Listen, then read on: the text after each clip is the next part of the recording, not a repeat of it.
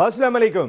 All out में Naseem Rajput metro one news के तमाम नाजरीन से मुखातिब है। पाकिस्तान क्रिकेट टीम इस वक्त तीसरा T20 मैच कज़ाफ़ी स्टेडियम लाहौर में खेल रही है, जहां उनके खिलाफ बांग्लादेश की टीम मद्दे मुकाबिल है। पहले दो मैचेस पाकिस्तान ने जीत लिए, सीरीज़ में 2-0 की नाकाबिल शिकस्त बरतरी हासिल कर ली और अब तीसरा और आखिरी मैच जारी है कि जहां पर 197 रन का हदफ दिया है। बांग्लादेश ने टॉस हारने के बाद पहले बैटिंग करते हुए और पाकिस्तान ने इस वक्त 55 रन 1 विकेट के नुकसान पर बना लिए।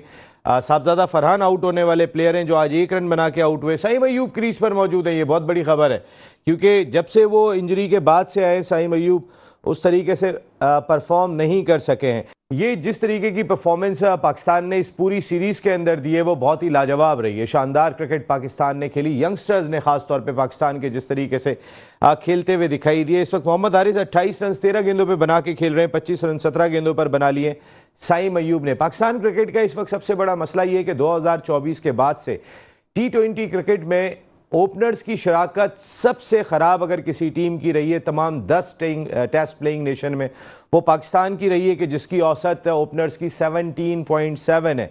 हम लोगों ने 550 रन 35 T20 मैचेस में स्कोर किए हैं। अफगानिस्तान की टीम इस फहरिस्त में टॉप पर दिखाई देती है, जो 39 की एवरेज से उनके ओपनर्स ने रन स्कोर किए हैं और वो 820 रन स्कोर करने में कामयाब हुए 21 मैचेस में। बांग्लादेश की टीम भी पाकिस्तान से बेहतर दिखाई देती है। ओपनिंग डिपार्टमेंट में 25.3 की औसत से उन्होंने रन स्कोर किए हुए हैं। खैर बहुत सारी चीज़ें, लेकिन इस वक्त मैं सीधा चलूँगा, हमें ज्वाइन कर रहे हैं पाकिस्तान के former test cricketer, ODI cricket में पहली हैट्रिक की। अनफॉर्चुनेट था कि ये ज़्यादा क्रिकेट नहीं खेल सके, लेकिन जितनी क्रिकेट खेली बड़ी शायाना शान खेली और हमारे मुल्क के क्वालिफाइड तरीन कोच हैं, most qualified coach of Pakistan. इस वक्त वो ह्यूस्टन में अमेरिका के मुख्तलिफ शहरों में जाकर तो सिखा रहे हैं। पाकिस्तान में भी वो कोचिंग क्लिनिक करने के लिए आते हैं क्योंकि इस मुल्क के साथ मोहब्बत है। लेकिन इस मुल्क की बदकिस्मती इससे ज़्यादा क्या होगी कि हम हनीफ मलिक को ले आते हैं, कोई नहीं जानता, हम किसी और को ले आते हैं, कोई नहीं जानता, लेकिन जो क्वालिफाइड हैं, जिन्होंने इस मुल्क की खिदमत की है, वो अमेरिका में लोगों की खिदमत कर रहे हैं। जलालुद्दीन साहब फॉर्मर टेस्ट क्रिकेटर हमें अमेरिका से ज्वाइन कर रहे हैं। ह्यूस्टन अमेरिका में इस वक्त ये PAGS हॉल में मौजूद हैं, जहाँ एक सेमिनार जारी है और ये मॉडर्न डे क्रिकेट कोचिंग के हवाले से सेमिनार है, जिसमें बायो मैकेनिक्स के साथ साथ वीडियो एनालिस्ट टेक्निक के हवाले से भी बात हो रही है। मैं जलाल भाई के साथ तारुफ करा दूं, मेरे साथ स्टूडियो में मौजूद हैं पाकिस्तान के फॉर्मर फर्स्ट क्लास क्रिकेटर, एक बड़े डिपार्टमेंट के स्पोर्ट्स हेड रहे, पाकिस्तान क्रिकेट बोर्ड के लिए भी जिम्मेदारियां अंजाम दी, शुएब हबीब साहब हमारे साथ मौजूद हैं, थैंक यू वेरी मच। जबकि ह्यूस्टन से ही हमें ज्वाइन करेंगे, कोर्ट्स में भी मौजूद हैं पाकिस्तान के farmer first class cricketer Sajid Khan भाई।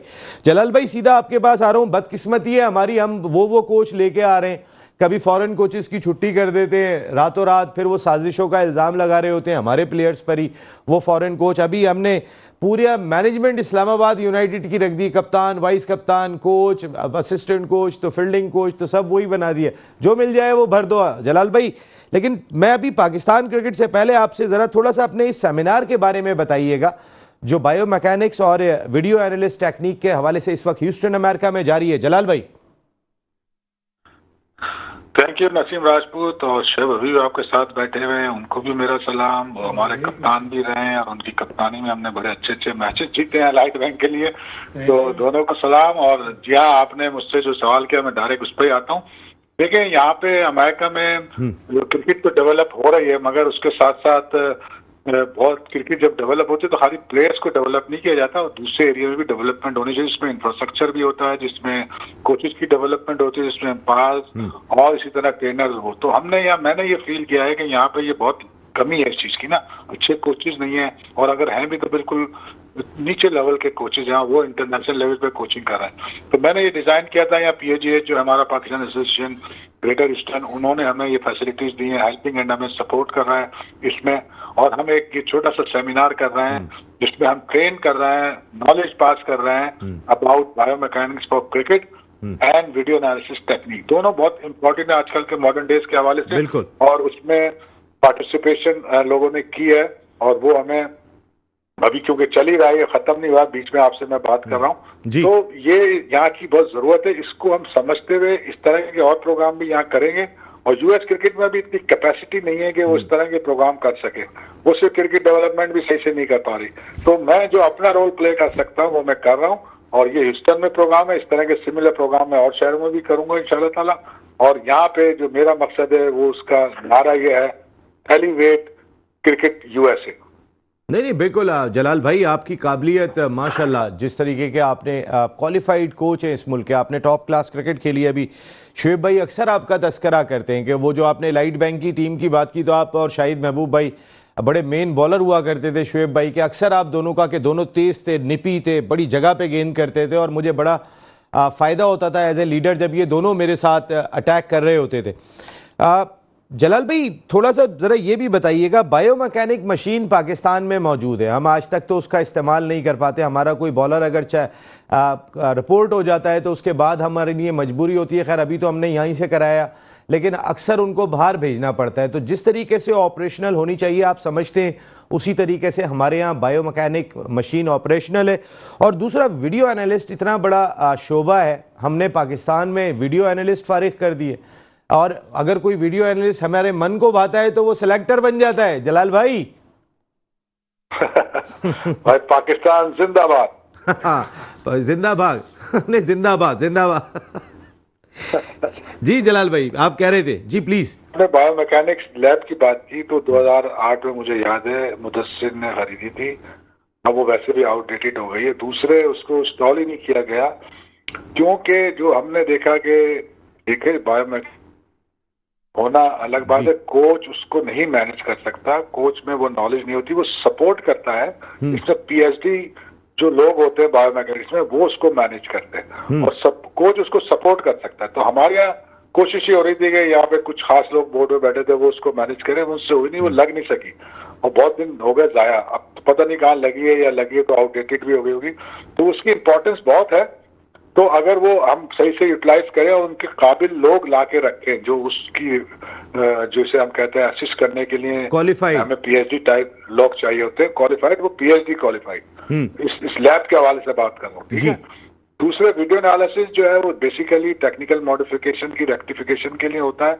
वो अर्ली एज में अगर आपको टेक्निक किसी की देखनी है, सही करनी है, तो वो बहुत जरूरी है। तो मैं समझता हूँ कि दोनों चीजों की अगर हमें जरूरत है। वीडियो एनालिसिस की आपने बात की, वो मैच एनालिसिस के लिए वीडियो एनालिस्ट होता है हमारे पास, और परफॉर्मेंस एनालिस्ट भी आजकल हैं। वो सबकी अपनी अपनी जगह बहुत इंपॉर्टेंस है। तो मैं समझता हूँ कि ये बहुत जरूरी है, और इस चीजों को हमने इग्नोर नहीं करना अगर हमने मॉडर्न डे क्रिकेट में आगे जाना है। तो मेरी तरफ से यही कि पाकिस्तान को भी मैं यही कहूंगा, और साथ साथ मैं ये कहता चलूं कि हमें जरूरत है मॉडर्न डे क्रिकेट की वहाँ पे एप्लीकेशन। हम पीछे इसी वजह से कि हम अपने अब तक सन 80 की क्रिकेट कोचिंग चल रही है। यहाँ मेरे साथ इस प्रोग्राम में साजिद खान भी हमारे साथ शामिल है, और वो भी इसको पूरा सपोर्ट कर रहे हैं, इस प्रोग्राम को हमारे। और यहाँ उनकी काफी ताल्लुकात हैं, या काफी पहले से आए हुए हैं। तो चीजें अच्छी तरह यहाँ हो रही हैं, मगर टाइम लगेगा, चैलेंजेस हैं। नहीं, जलाल भाई, साजिद भाई माशाल्लाह बड़ा नाम जो आपके साथ वहाँ पर मौजूद हैं। शुएब भाई, जितना जलाल भाई से मुझे अगर आप इजाजत दे दें, क्योंकि वो लोग बैठे हुए भाई। अच्छा, मैं चले, मैं आपका शुक्रिया। एक किसी और बात करेंगे लंबी, बिल्कुल करेंगे जलाल भाई। Thank you very much and wish you a very good luck. आपका बहुत बहुत शुक्रिया जलाल भाई। मुझे अंदाजा है इस वक्त ह्यूस्टन में आप कोर्स कंडक्ट कर रहे हैं। शुएब भाई, जैसे जलाल भाई बदकिस्मती भी है, कहते हैं क्वालिफाइड कोच आपने एक मरतबा वेस्ट इंडीज वुमेंस टीम के साथ ज़रूर लगाया था, लेकिन फिर वो ब्रैड बर्न के साथ कुछ गर्मा गर्मी हो गई थी उस वक्त के कोच के साथ, और फिर बजाय इसके कि हम अपने ही लोगों को फारिग कर देते हैं, ज़्यादातर मोस्टली यही होता है। कभी कभी ये होता है कि हमें अगर कोई बहुत ज़्यादा मंजूर नज़र होते हैं तो हम गोरों को फारिग कर देते हैं। अजीब सिस्टम के तहत हम चीज़ें नहीं चलाते। जैसे अभी बायोमैकेनिक्स हमारे यहाँ ऑपरेट करने वाले लोग प्रॉपर तौर पर मौजूद नहीं है, तो ये बदकिस्मती है। बिस्मिल्लाहिर्रहमानिर्रहीम। पहले तो देखने वाले सुनने वाले आपको मेरा बहुत बहुत सलाम। यह बदकिस्मती एक बड़ा वैसे बैड प्लानिंग, कोई वो ही नहीं है, कोई प्लान ही नहीं होता।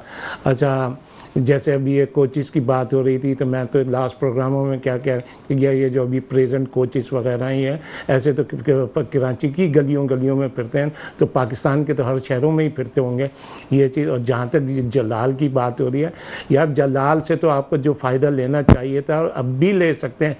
देखें, जलाल के पास सब कुछ है, ये कोर्सेज़ भी करा हुआ है, इसने कोचिंग कोर्सेज़ भी करे हैं, अब ये दूसरों को भी वो कर रहा है। सबसे बड़ी बात यह है इसके पास टेस्ट क्रिकेट का तजर्बा है, इसके पास फर्स्ट क्लास क्रिकेट का तजर्बा है। इसका अपना एक नाम है दुनिया में। जो वनडे की पहली हैट्रिक है वो जलालुद्दीन की है, तो जलालुद्दीन कोई छोटी मोटी चीज़ नहीं है। अब आप इसको बदकिस्मती में क्यों ले जाएं? आप जिद बहस में ऐसे सर हमारे पास कॉम्पिटेंट लोग हों और हम फिर भी इस्तेमाल नहीं कर रहे हैं, तो बैड प्लानिंग नहीं सर, वो कहते हैं कि अकल पे पर्दे पड़ जाते हैं, ये वही वाला बात। बिल्कुल। अब आप देखो ना वो उसको कितना वो है कि वो अमेरिका जैसी जगह में वहाँ काम कर रहा है। अगर आप इसको सही रिस्पेक्ट दें, सही तरीके से इस्तेमाल करें, तो ये क्या कुछ नहीं कर सकता। और सबसे मेरे अपने हिसाब से जो सबसे ये कोर्सेज वगैरह भी इम्पॉर्टेंट होते हैं, सबसे जो बड़ी चीज़ है जिससे आप जलाल को से हर किस्म का एडवांटेज लेते हैं, उसको test cricket, first class cricket से हर क्रिकेट का आइडिया है। तो अब इनकी मैं तो यही कहूँगा कि गलत प्लानिंग है। एडवाइज़र अब ये जो जिस हिसाब से जलाल का नाम है, जो जलाल है, ये जो प्रेजेंट डॉट है, ये कभी जलाल को आने भी नहीं देगी। ये जब तो यही हमारी गलत हुआ है। मैं तो सर इसको बदकिस्मती कहता हूँ। साहिद भाई क्या ख्याल है आपका? बदकिस्मती नहीं है तो फिर और क्या है? आप वहां पर मौजूद हैं इस वक्त, ह्यूस्टन में जो कोर्स हो रहा है, आपने बड़ी ज़बरदस्त क्रिकेट खेली खुद, लेकिन कैसा सिखाया जा रहा है वहाँ पर? जो कुछ बताया जा रहा है मेरे ख्याल है कि अमेरिका की क्रिकेट के लिए, और जलाल भाई जैसा नाम, आप भी मौजूद हैं, तो बड़ा फ़ायदा उन्हें। बहुत शुक्रिया नसीम भाई, आपको, उस्ताद मोहतरम भाई को, और दुनिया भर में metro news channel all out program देखने का बहुत शुक्रिया, पसंद करने का बहुत शुक्रिया। बहुत इंपॉर्टेंट मौजू, जलालुद्दीन पाकिस्तान के पहले हैट्रिक करने वाले मौजूद है, और पाकिस्तान सेंटर में PAJ का नासिर साहब का, आमिर साहब का, इम्तियाज भाई का, शकील भाई का बहुत शुक्रिया ये प्लेटफॉर्म दिया, और यकीनी तौर पर इस प्लेटफॉर्म को तो यूथ को जलालुद्दीन एक कोचिंग कोर्स करा रहे हैं, बहुत बेसिक चीजें बता रहे हैं, एक अच्छा इम्पोर्ट दार है पूरी दुनिया में। और ये पहली दफा हुआ है पाकिस्तान सेंटर में कोई भी स्पोर्ट्स का फंक्शन हुआ, और ये all credit metro news channel को जाता है, दुनिया भर में प्रोग्राम देख रहे हैं, और आपको और बहुत ज्यादा शुक्रिया, आपने इसको हाईलाइट किया। देखिए बहुत अच्छा लगता है कोई भी बेसिक चीज जो क्वालिफाइड कोच कर रहा हो, जैसे टेस्ट क्रिकेट खेली हो, फर्स्ट क्लास क्रिकेट खेली हो, बड़ा वसी एक्सपीरियंस रखता हो, और एक यूथ को बता रहा हो। बेसिक चीजें तो बताना जरूरी होती है, बेसिक चीज पे जिस तरह आजकल के मॉडर्न दौर की क्रिकेट की बात के, बदकिस्मत है पाकिस्तान के क्लब लेवल के बैटिंग कंसल्टेंट पाकिस्तान टीम के हो जाएं, और फील्डिंग कोच जो पिछले 4-5 साल से हो, उस पाए की फील्डिंग ना कर रहे हो। पाकिस्तान का ग्राफ गिर रहा हो, बांग्लादेश हमसे बेहतर सीख के चले जाएगा, हम सीखने की तैयारी नहीं है, दोस्ती यारियां निभा रहे। पाकिस्तान सुपर लीग की फ्रेंचाइज का होल्ड है, होल्ड में डंके की चोट पे क्लब लेवल का कोच जो पाकिस्तान टीम का हेड कोच बन गया हो, और पाकिस्तान इस्लामाबाद के तमाम अपने दोस्तों को, यारों को नवाजा जाए, तो हम आगे जा रहे हैं पीछे जा रहे हैं? हम तो पीछे जा रहे हैं, हम तो कहीं भी नहीं सीखने जा रहे हैं। और जिस तरह सीखने की बात हुई जा रही है, तो सीखने के लिए तो साजिद भाई अभी अजहर महमूद को, मोहम्मद यूसुफ को, सबको लगाया हुआ था, ये तो बड़े नाम है, ये तो गली कूचों के क्रिकेटर नहीं है, उन्होंने कौन सा रिजल्ट दे दिया आपको? नहीं, अजहर महमूद 100 टेस्ट खेला हुआ है, और अजहर महमूद का मोहम्मद यूसुफ 100 टेस्ट खेला हुआ, अजहर महमूद अजहर महमूद देखे, अजहर महमूद की वो कारकर्दगी नहीं दिखा है, मगर पाकिस्तान के लिए वर्ल्ड कप टेस्ट क्रिकेट तो खेली है। ये जो लोग लगे हुए, इन्होंने कौन सी क्रिकेट खेली है? ये सिर्फ डंके की चोट पे इनको ओब्लाइज किया गया है। एक लॉबी के तहत जो हेड कोच थे, उन्होंने बोला मैं अपनी पाकिस्तान सुपर लीग के इस्लामाबाद के लोग हैं उनको लेकर आऊंगा। वो तो छा गया ना, वो तो उसने अपनी बात बना ली, उसने अपने आप को कैश करा लिया। हम कहां करें? जो हमारे जो टेस्ट क्रिकेटर हैं, क्वालिफाइड कोचेस हैं, वो कहां जाएंगे? हम किसको जाके कहेंगे? ये चीज बताने का जरूरी है। आपकी क्रिकेट कहां पर है? आपकी क्रिकेट इंप्रूव करेगी? मैं नहीं समझता इंप्रूव करेगी। आप इंप्रूव करने वाली बात होती तो डंके की चोट पे शाहिनशाह अफरीदी को कप्तान बनाते पाकिस्तान का 2020 का। उससे बेहतर तो कोई चॉइस नहीं है। वो फ्रंट से लीड करना जानता है, कप्तानी करना जानता है, टीम लड़ाना जानता है। आगा सलमान ने क्या कप्तानी किया? आगा सलमान की खुद की कारकर्दगी क्या है? उसको एक फ्रेंचाइज का होल्ड है, उसको नवाजा जा रहा है। शाहिनशाह अफरीदी को नवाजा नहीं। अगर आपको खिलाना था नईम को खिलाते, आपको खिलाना था यासिर को खिलाते। क्या फकर, आप फकर जो शेख भाई हमेशा बात करते, फकर ने क्या करा? फकर ने तो पाकिस्तान क्रिकेट के साथ तो मजाक बना दिया है। जब चाहेंगे रन बनाएंगे, जब चाहेंगे आउट होंगे। और साइम ने तो इंतहा कर दी, हिट विकेट वो हो रहे हैं, रन आउट वो आउट हो रहे हैं। मुझे सवाल ये पैदा होता है कौन सा आउट है जो अभी तक शाहिम अय्यूब नहीं, आज वो रन बना देंगे? बैटिंग पैराडाइज पे रन बनाना कोई कारनामा नहीं होता। प्रेजेंट माइंड से नहीं खेला जाता। जब तक मैनेजमेंट से नहीं खेलेंगे, शॉट सिलेक्शन से नहीं होगा। देखिए ये Pakistan cricket team modern cricket में बहुत पीछे चले गए। रिजवान को, बाबर को आपने ड्रॉप करके कोई कारनामा नहीं अंजाम दे दिया, उनके साथ आपने जुल्म किया है, डंके की चोट पे जुल्म किया है। किसके साथ जुल्म किया है? बाबर और रिजवान के साथ। T20 जब आप नसीम को खिला रहे हैं, जब नसीम को आप खिला रहे हैं, फकर को आप खिला रहे हैं, तो उनको किस बात को कर रहे हैं आप? पहले तो ये क्लियर करें, उनको ड्रॉप किया, रेस्ट किया है। आपके ख्याल में क्या किया है? ड्रॉप किया है ना, ड्रॉप किया है। उनके तो साथ साजिद भाई उनको किसकी जगह पे रखते? ये लड़का जो हारिस, जो क्लब लेवल का विकेट कीपर है, ये विकेट कीपिंग के लायक है? नहीं तो ऐसे तो भाई देखे ना, साहबजादा फरहान को भी तो आप विकेट कीपर लेके गए। हारिस समझ में आता है, आपको अगर हारिस हटता है तो नईम आएगा या बाबर आएगा या रिजवान आएगा या यासिर आएगा? अगर रिजवान आएगा क्योंकि आपने आगे जाना है, पीछे नहीं जाना है। वर्ल्ड कप खेलना है, एशिया कप खेलना है। नहीं तो आप तो फिर उसी नहज पे आ रहे हैं। देखें मैं ओपनर्स की परफॉर्मेंस आपके सामने रख रहा हूं। पाकिस्तान वर्स्ट एवर परफॉर्मेंस है 2024 से पाकिस्तान की। नसीम भाई, अब रिजवान ओपन नहीं जाएगा पाकिस्तान की क्रिकेट में, मॉडर्न क्रिकेट में। 2020 में नईम बेहतरीन चॉइस है, यासिर बेहतरीन चॉइस है, आप उनको ओपन कराएं। साहबजादा फरहान ने क्यों नहीं कीपिंग की इस मैच में? इससे पिछले मैच में कीपिंग की, उसने हाथ खड़े कर दिए, उससे बोला मैं खेलूंगा। अभी शुएब भाई, साजिद भाई ने कहा कि फखर को अगर शामिल किया, उन्होंने रीजन दिया अगर आप नसीम शाह को ला रहे हैं, आप फखर को ला रहे हैं, तो फिर बाबर और रिजवान ने क्या बिगाड़ा? लेकिन कल आप कह के गए, कल आपने बात कही थी कि अभी फिलहाल इसी टीम के साथ खेलना चाहिए, अभी उनकी तरफ ना देखें तो बेहतर है। ठीक है, देखें अभी ये जो अभी बात हो रही थी अजहर महमूद की और मोहम्मद यूसुफ की, देखें नो डाउट इन्होंने क्रिकेट खेली, वर्ल्ड में अपना नाम कमाया, एज ए क्रिकेटर कमाया इन्होंने, एज ए क्रिकेटर कमाया। और ये जिस फील्ड में है इसमें इनका कोई इतना एक्सपीरियंस नहीं है। मैं अभी इससे पहले 2 मिनट पहले क्या कह के गया आपको, जलाल का क्या एडवांटेज था और क्या एडवांटेज है? क्रिकेटर है, सारी क्रिकेट खेली हुई है, फिर ये सारे कोर्सेज करे हुए, तो ये इसको फ़ायदा है जलाल को इस्तेमाल करने का। ये नहीं है कि ये तो अभी आपके जितने भी हैं इन्होंने अभी खेल के ये एकदम कोचिस आ गए, ये आ गए, इन्होंने क्या करा है? और मोहम्मद यूसुफ वगैरह ने या इन्होंने कौन से कोर्सेज करे हुए, ये फ़र्क आ गया। अच्छा, दूसरी चीज़ ये अभी जैसे साजिद ने बोला, अब इस सीरीज़ में मैं ये कह रहा हूँ, ये जो लड़के खेल रहे हैं इन्हीं ही से जाना चाहिए, इन्हीं से जाना चाहिए। अभी बहुत क्रिकेट है, एशिया कप है और जो दूसरी क्रिकेट है, फिर देखा जाएगा। अभी तो ये मैं नहीं समझता कि ये बांग्लादेश की कोई ऐसी टीम है, कोई इतनी ख़ास टीम नहीं है, कोई वो नहीं है। जैसे अब कल की बात को आप पॉइंट आउट कर रहे हैं, तो मैंने तो क्या बोला, ये अभी साजिद ने बड़ी अच्छी बात बोली, ये इतना बैटिंग ट्रैक है, ये तो 250-300 का बैटिंग ट्रैक है। आप देख लेना, आज उन्होंने थोड़ी और बैटिंग पे वो कर ली, वो इन 197 क्या हुआ है एवरेज, 200 रन का ही एवरेज आया है ना। और रहा सवाल ये, क्रिकेट तो आपके वहाँ पता चलेगी जब Australia, New Zealand, England, Bangladesh, Sri Lanka, India, इन लोगों से आपके मैच होंगे। इसमें आप क्या कर रहे हैं? आप इसमें कोई नहीं, इसमें आप मतलब यही कहने वाली बात अभी जो कहा जा रहा है साइम या ये दूसरे, अब जाके ये साइम रन्स कर देंगे, तो ये इनको तो इन मैचेस को तो काउंट भी नहीं करना चाहिए। ये जो सीरीज़ हो रही है इसमें आपको, हमें कोई एडवांटेज नहीं होगा, हमारी सिर्फ रेटिंग अच्छी होगी इस सीरीज से। देखें ना, अब आज बांग्लादेश 197 पे आ ही गया, 197 पे आ गया, तो इनको फ़ायदा होगा, हमें कोई फ़ायदा नहीं होगा। अभी ये जैसे और बात हो रही है नईम और इनका, तो मैं कल भी क्या कह के गया, बल्कि मैं तो कल एक चीज़ और कह के गया हूँ कि भाई इनको ज़रूरी नहीं है कि आपने मतलब कंडीशनली प्लेयर बनाना है, इनको आप वनडे में भी रखें, इनको आप वनडे में भी रखें। और जहाँ तक ये बात हो रही है रिजवान और बाबर की, मैं नहीं समझता कि ये रिजवान बाबर को T20 में लेकर आएंगे।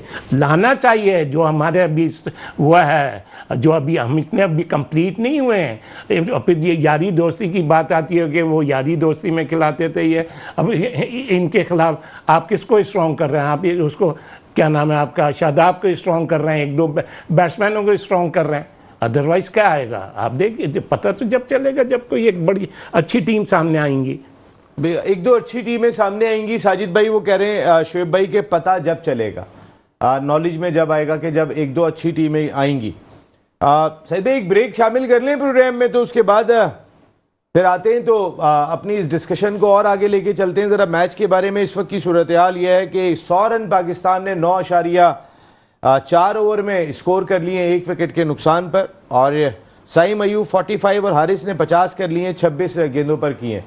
Modern day cricket Pakistan cricket team ये खेल रही है, ये बाकी लोग कह रहे हैं, लेकिन आज भी जो लोग क्रिकेट के बारे में बहुत ज़्यादा नॉलेज रखते हैं, शुएब भाई, साजिद भाई, वो ये कहते हैं कि हारिस और रिजवान और बाबर का चैप्टर अभी T20 क्रिकेट से ख़त्म नहीं हुआ। एक ब्रेक के बाद आते हैं तो बात करते हैं।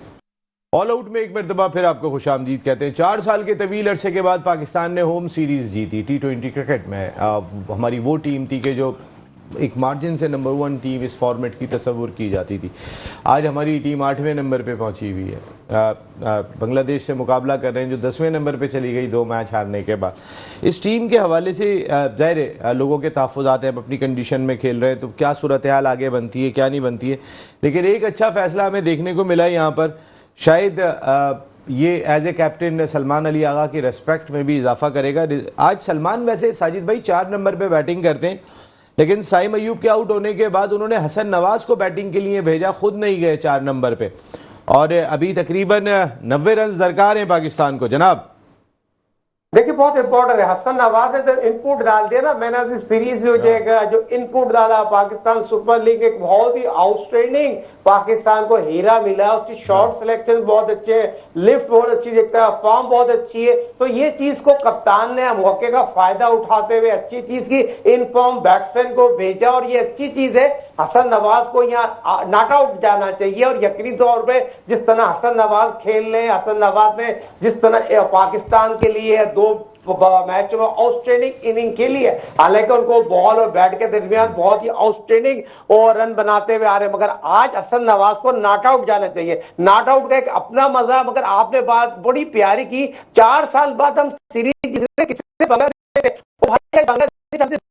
खेल के जा रही है, बांग्लादेश ने हमसे पाकिस्तान में आके सीखा है, हमने क्या किया, हम तो वहीं तो खड़े, इस हेड कोच को आप हाइट बढ़ा देंगे इस सीरीज के।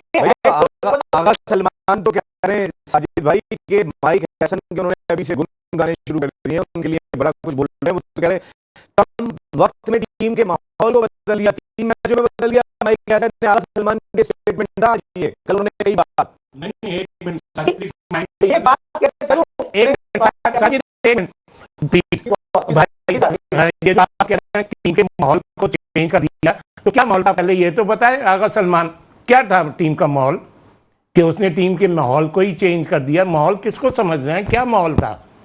माहौल ये अच्छा, हाँ वही ना। और उस वक्त क्या माहौल था जब तो कोई सीनियर भी इनके साथ नहीं थे, जो ये न्यूजीलैंड में 150 रन भी नहीं कर रहे थे। तो साजिद बड़ी अच्छी बातें कर रहा है, और मैंने कल भी क्या बोल के गया हूँ, भाई आपने क्या पाया इसे बांग्लादेश का जो हम ढोल बजा रहे हैं?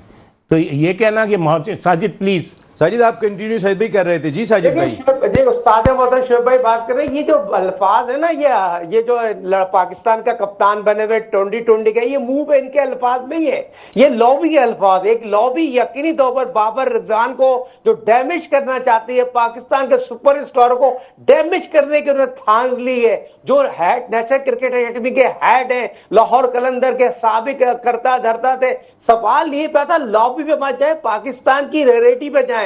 रेटी ये कहती है Pakistan cricket team 2020 ODI test match की रिजवान बाबर के बगैर नहीं बनती। आप बांग्लादेश से जीत जाएं, आप जिम्बाब्वे से जीत जाएं, आप कीनिया से जीत जाएं, इंडिया, इंग्लैंड, ऑस्ट्रेलिया, इंग्लैंड, उनके आप करीब भी नहीं आएंगे, वरना हम प्रोग्राम करना छोड़ देंगे। हमने क्रिकेट के लिए वर्ल्ड क्लास प्लेयर बनाए, इसको कहते हैं लॉबी। ये लॉबी मंच गई है, मंचने के बाद अगर ये इसलिए कह रहे हैं बाबर और रिजवान टीम में ना आए, क्योंकि ये हो लॉबी है जो स्ट्रांग होके आई है, स्ट्रांग होके बाबर और रिजवान को अंडरस्टैंड तो आप क्या समझ रहे हैं, ये कोच को भी टास्क दिया गया होगा कि इन्हीं को अप्रिशिएट करो, इन्हीं को संभाल के रखो, यही बच्चे हैं आपके, बाकी सीनियर्स की जानिब नहीं देखना है ना बात करनी है। आप समझते हैं ऐसा थिंक टैंक ने पैगाम दिया होगा, और उस थिंक टैंक में आगा सलमान एक बड़ा हिस्सा है।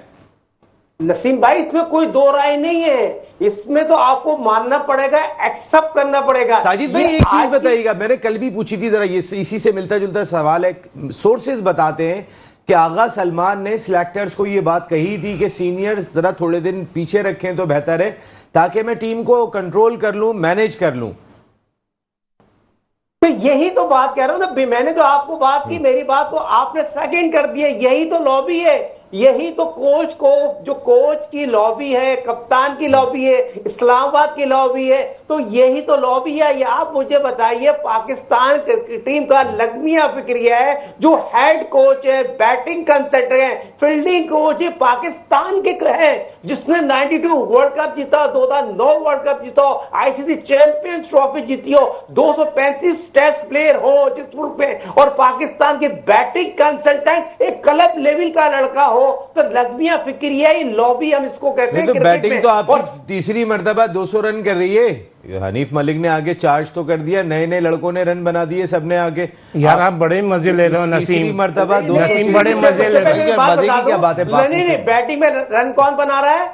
सरफराज को क्रेडिट दे आप, कोयटा के जो आप हसन नवाज आउटस्टैंडिंग कारकर्दगी दिखा रहे हैं। अब आप यकीनी तौर पर, मुझे खुर्दिल शाह यकीनी तौर पर फॉर्म में बहुत अच्छे हैं, फिर फरहान, लेकिन शादाब ऊपर बैटिंग करने आते हैं हमेशा, खुशदिल शाह दरमियान में, आपको एक लेफ्टी ऑप्शन मिल रहा है। लेकिन शादाब, सलमान अली आगा के मंजूर नजर वही इस्लामाबाद यूनाइटेड, वो पहले आते हैं, वो बाद में आते हैं। जो जेन्युइन बैटर है वो बाद में लॉबी है भाई। शादाब, आगा, हेड कोच, सारी ये लॉबी है। ये लॉबी स्ट्रॉन्ग गया और ये लॉबी आगे जाने की तरफ देख रही है। ये आगे कामयाब नहीं होंगे। ये पाकिस्तान की टीम है, कांटों वाला ड्रेसिंग रूम है। अभी सीनियर प्लेयरों को इन करें, अभी आटा दाल का भाव पता चल जाएगा। सवाल ये पैदा होता है, ठीक है लॉबी कहते हैं आप सीरीज जीत गए, आपको ईद की छुट्टियां, बकरीद की बहुत बहुत मुबारक हो। सवाल ये पैदा होता है, आपने क्या खोया?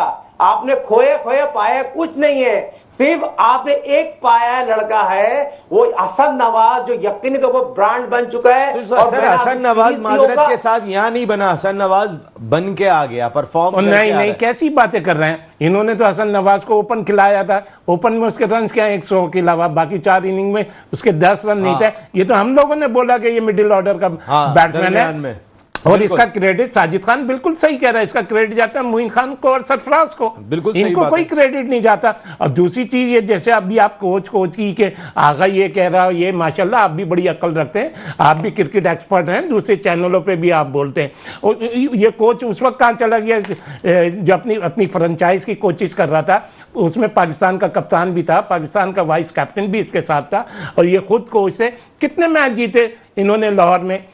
इन्होंने क्या कुछ नहीं करा, इन्होंने तो इतने बड़े ब्लंडर भी मारे। वो शहजाद कोई लड़का, उसको इतने इंपॉर्टेंट मैच में ओपन करा दी थी, और मतलब ये 3 मैचों में अगेंस्ट बांग्लादेश में सब कुछ आ गया, माहौल अच्छा हो गया। यार आप अपनी फ्रेंचाइज को नहीं जिता सके, और आपकी फ्रेंचाइज ने तो 2 सेमीफाइनल आ रहे हैं। तो ये गीत भी ना गाए नसीम, आप इन चीजों का तो आप भी सब। अच्छा, लेकिन हैरान कुन बात नहीं, बोलने तो जिस टीम ने शोएब भाई टाइटल जीता, उसका कोई कोच ही नहीं था। हाँ, ये देखें आप। हाँ, अभी अब हम जब पॉइंट आउट कर रहे हैं तो आपको तो वहीं कहना चाहिए। मैं तो आप कह रहा हूं ना कि भाई फिर बगैर कोच के चलाएं टीम को, बेहतर होगा। क्या बगैर? नहीं यार, हाँ प्लीज बोलो सर। आप मुझे बताएं नसीम भाई, आप इतना वसी स्पिरिट रखते हैं, आप ईमानदारी से हाथ रख के बताएं अपने दिल पे, शाहीन शाह अफरीदी डिजर्व करता था कप्तान, नहीं कर सकता? आज भी कप्तान, मैं बात कर रहा हूं शाहीन शाह अफरीदी कप्तान, दिल पे हाथ रख के, और पूरी ईमानदारी से कह रहा हूं, जो उसकी एग्रेशन है, जो वो लड़ता है ग्राउंड में आके एज ए लीडर, ऐसा दूसरा कोई भी नहीं है। अच्छा, एक मिनट साबित करके दिखाया है। अच्छा चलें, ये आ गए ये जो कोचिस हैं, ये जो पाकिस्तान का T20 का कप्तान और वाइस कप्तान वगैरह, यार जो स्पिनर थे उनको भी इन्होंने डाउन कर दिया। कौन सा स्पिनर लेकर आए? हाँ, ये कहाँ गए? मुकीम है ही नहीं शायद भाई, आराम पे गया। इनकी एग्जाम्पल नहीं दो, ये सब फिर पॉलिटिक्स पे ये प्रोग्राम चला जाएगा। जो मुल्क के हालात हैं उसी हिसाब से ये सारे प्लेयर आ रहे हैं, उस हिसाब से ये चल रहे हैं। ये अभी सब पता चल जाएगा, सब पता चल जाएगा। और ये कहना कि अभी बता दें, फिर बाद में पता चल जाएगा, थोड़ा सा अभी बता दें। हमने तो बोला है ना, ये कुछ भी नहीं है। ये जो ढोल पीट रहे हैं अगेंस्ट बांग्ला, हमने तो पहले ही कह दिया था ये 3-0 जीत जाएंगे। हमने तो पहले ही कह दिया था। कब बोला था यार? आप अपने प्रोग्राम उठा के देखो। आपने 3-0 वाली बात नहीं कही, फिर क्या कही थी? आपने कहा था पाकिस्तान जीत लेगा। तो और क्या 3-0 जीत लेगा। और 3-0 तो एक बड़ी डिफरेंट रिजल्ट, कोई डिफरेंट रिजल्ट नहीं है। ये आप अपने प्रोग्राम को चमकाना चाह रहे हैं, चमकाए भाई। आपने कहा अच्छा, ये आप बताएं, तो सारा आदमी कह रहा है। अभी एक आराम से आप जवाब दीजिएगा। अब आप ये जो बांग्लादेश की क्या रेट करते हैं इस टीम को आप? कहीं पे भी नहीं है बांग्लादेश। हाँ, तो फिर ये कहना कि जी अच्छा, मिसाल के तौर पे आप पाकिस्तान की आप हिस्ट्री उठा के देख लें, चलो बाबर तक की हिस्ट्री ले लें, बाबर की कप्तानी तक सरफराज से लेके पाकिस्तान कितने रन करके जीतती थी T20 में? इतने ही रन करती थी और जीत जाती थी। और सरफराज की कप्तानी में किस टीम को नहीं हराया? अच्छा, फिर ये बाबर ने भी वर्ल्ड कप के और ये कि वो सेमीफाइनल फाइनल खेले।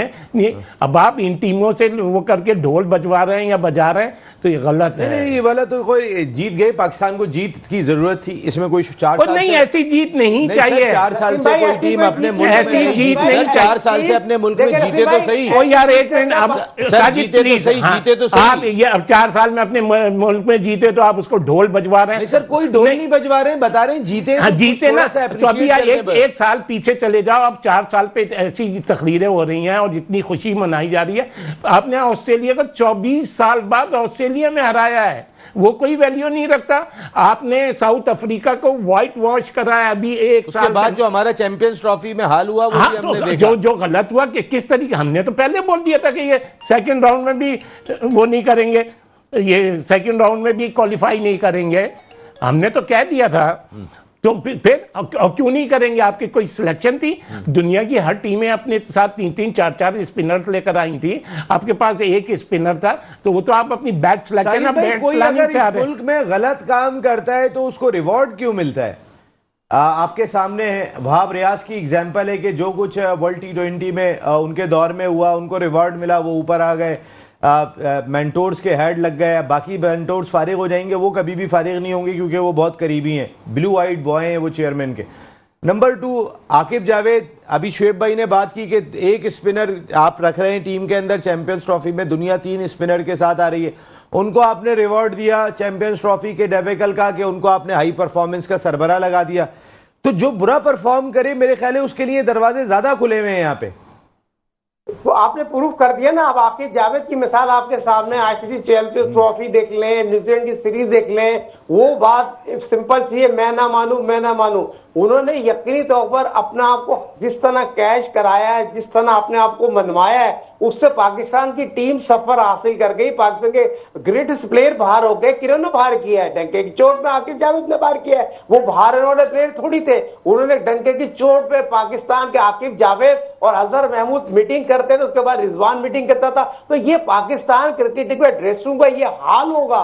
फिर ये दूसरा जो आज का कप्तान ये बात कर रहा है, वो इसलिए कर रहा है क्योंकि आज के कप्तान के साथ सारे यंग लड़के, सीनियर लड़के तो है ही नहीं जो कि लड़कों बात कर सके। तो ये चीज तो बताना जरूरी है ना। तो ये उस तरह की बात उस वक्त करता जब आकिब जावेद होता, तो मैं आगा सलमान को मान जाता। आकिब जावेद के सामने ये बात क्यों नहीं की उसने?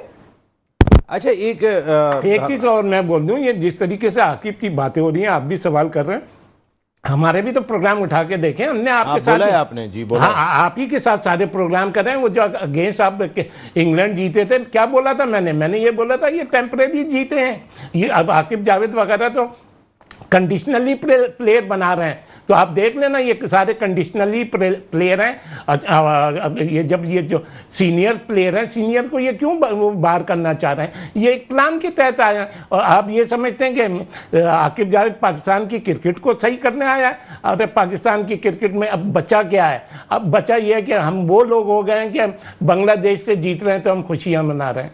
हमारा ये स्टैंडर्ड है। नहीं, इस पे खुशी तो खैर क्या शुक्र इस पे मनाएंगे। तो और क्या यार, इतना बड़ा प्रोग्राम हो रहा है। नहीं तो ये खुशी तो हो रही है। प्रोग्राम नहीं करेंगे? नहीं, तो प्रोग्राम करें, तो प्रोग्राम में रियलिटी। सर, जो ग्राउंड रियलिटी हमने आपके साथ मिलके बयान की है कि इस टीम के साथ जीत अच्छा है कि आप 4 साल बाद नहीं। ये सब दिखावा है, इससे कुछ नहीं मिलेगा। अभी साजिद ने भी क्या बोला। अच्छा, मेरा टाइम खत्म हो गया। बिल्कुल अनाउंसमेंट हो सकती है, वैसे जिसके चांसेस कम है। साजिद भाई, एक नाम बताना और मैं खत्म करूंगा। टेस्ट टीम का कोच कौन होना चाहिए आपके ख्याल में? एक नाम बताइए।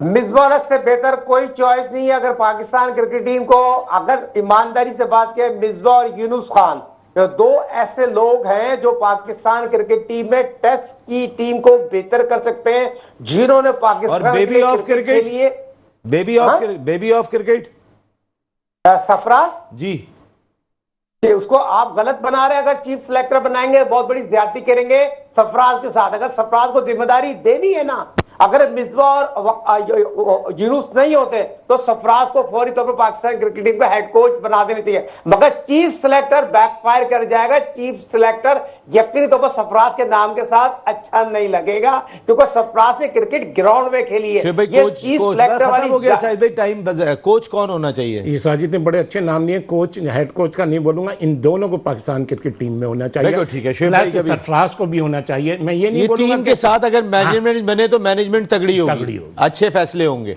आप समझते हो इनको टीम के साथ होना चाहिए, not in selection committee. Shoaib भाई thank you very much and Sajid भाई थैंक यू वेरी मच। तो आज के प्रोग्राम में इतना ही। आइंदा हफ्ते आपसे फिर मुलाकात हो रही है। टिल देन अल्लाह ने के बाद।